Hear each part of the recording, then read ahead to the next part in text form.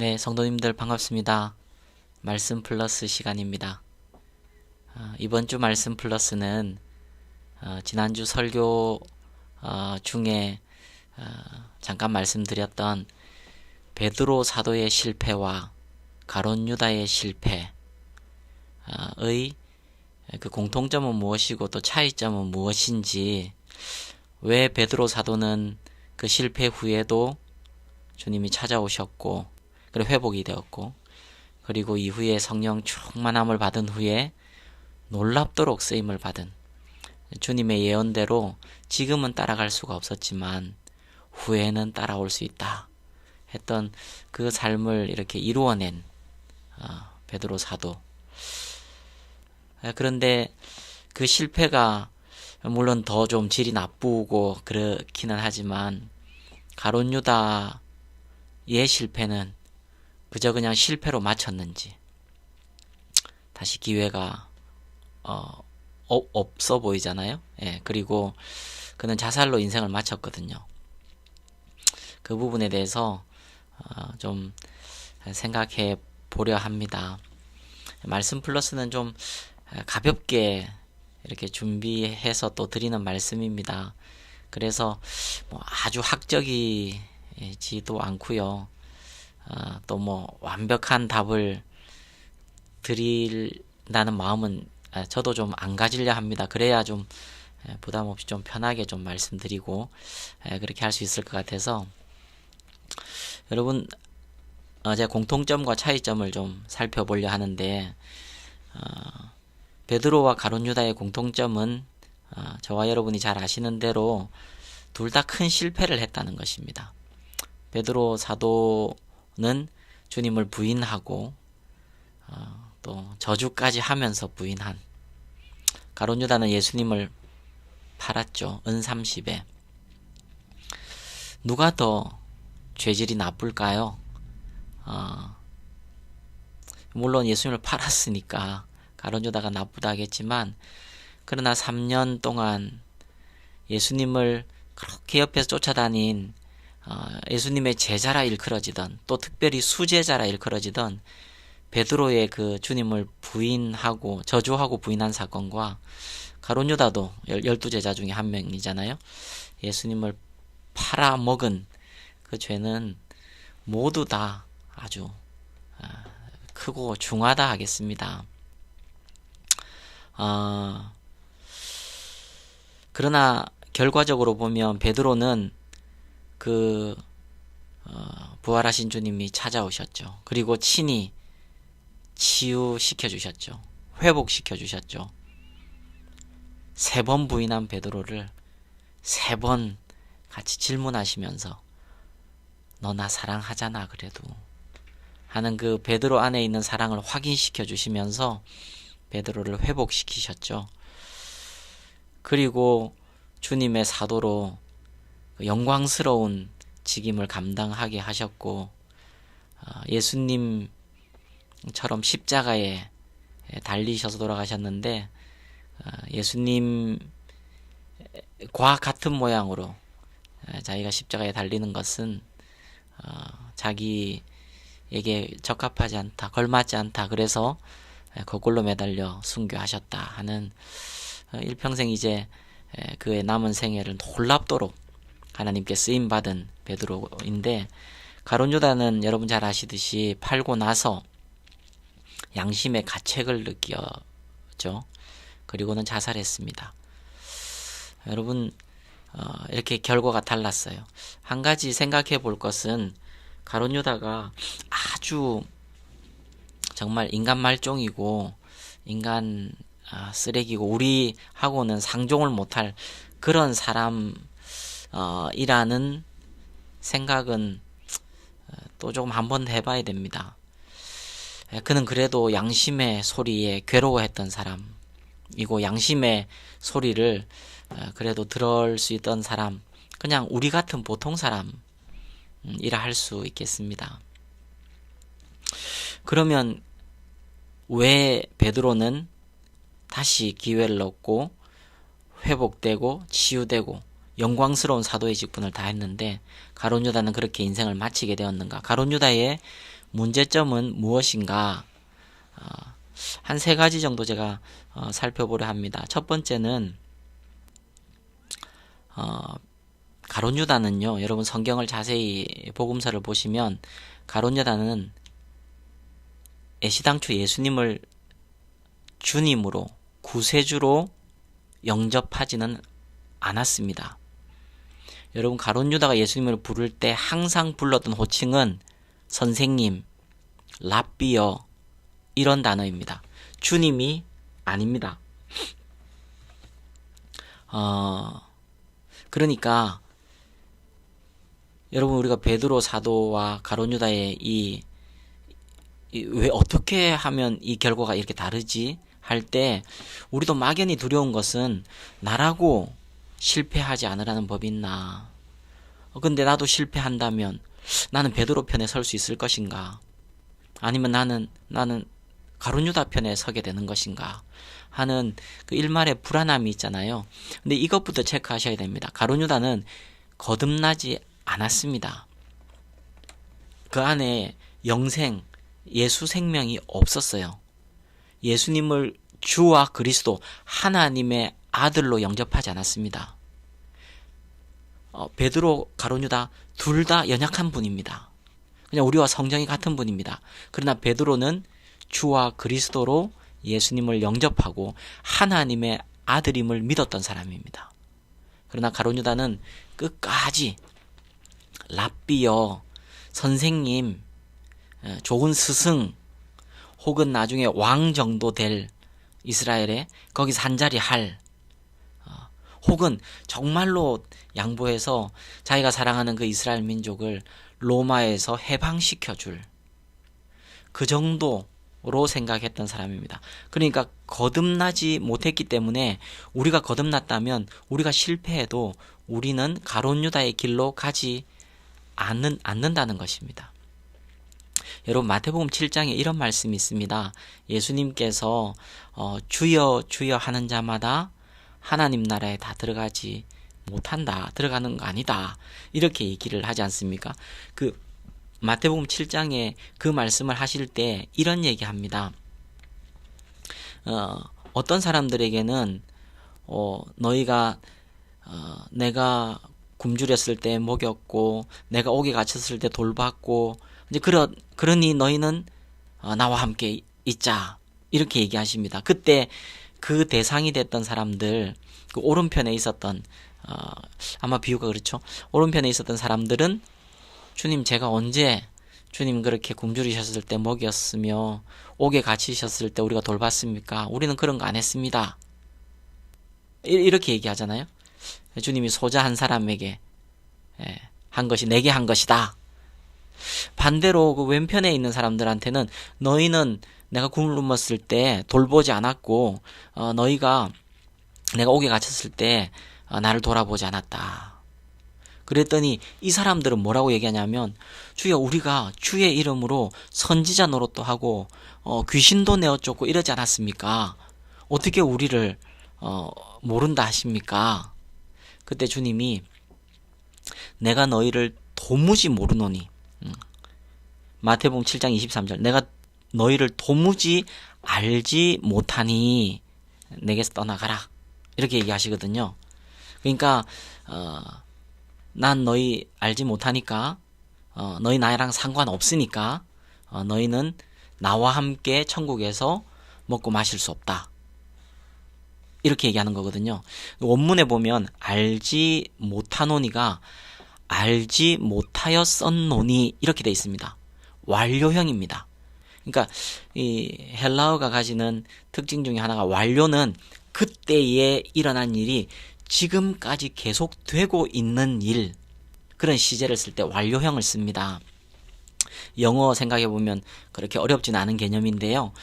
그러니까 그 선지자 노릇하고 병자 고치 귀신 내어 쫓고 이럴 때는 알았는데 지금 난 모르겠다 이런 말씀이 아니고요. 이 원어에 의미하면 그 선지자 노릇 할 때도 몰랐었고 지금도 모른다는 것입니다. 무슨 말씀입니까?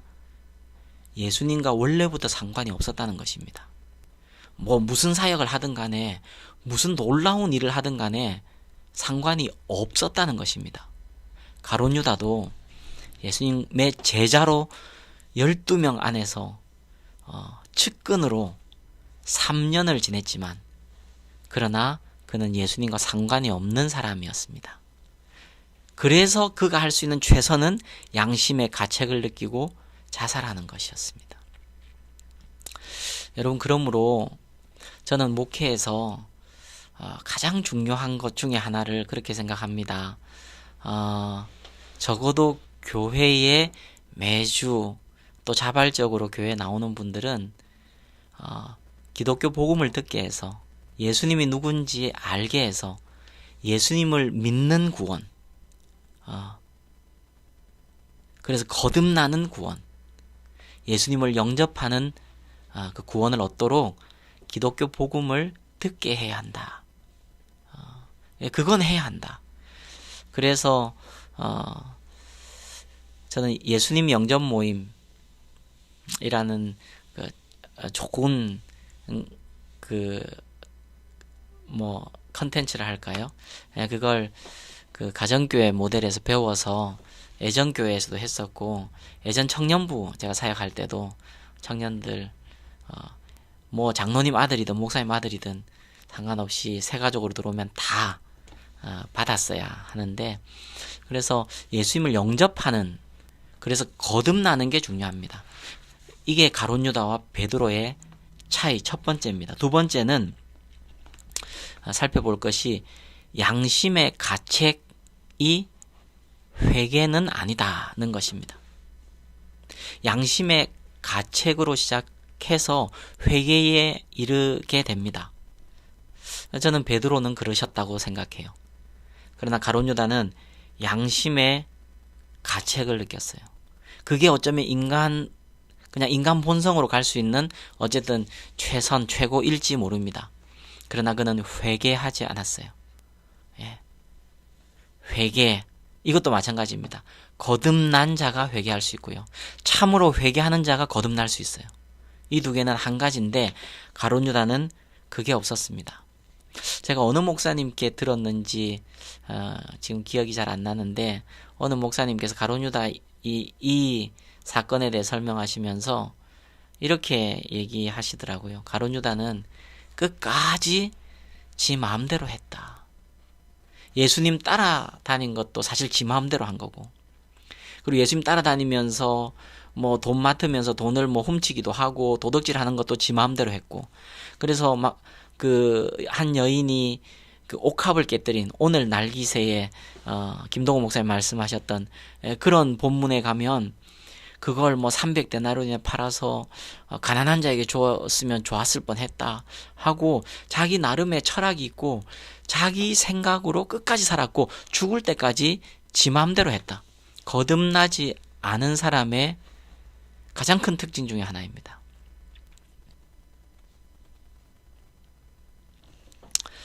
전 세 번째는 이걸 생각해 볼 수 있다고 생각합니다. 베드로는 찾아오셨는데 예수님이, 가룟 유다는 안 찾아오셨나? 그러면 차별하시는 건가?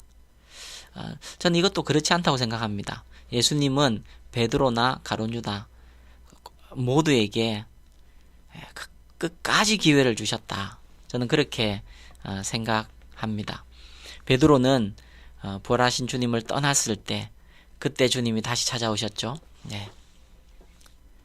가룟 유다는요, 예수님 돌아가시기 전에 전날 밤에 그 요한복음 13장부터 일어나는 그 사건에서 예수님 가룟 유다에게도 마지막까지 기회를 주셨습니다.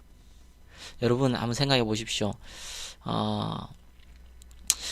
여기 중에 날 팔자가 있다 이렇게 얘기했을 때 다른 제자들, 모든 제자들이 혹시 접니까? 혹시 접니까? 이렇게 질문했잖아요. 내가 연약하니까 내가 주님 배반한단 말인가? 하고 막 두려워하고 그랬잖아요.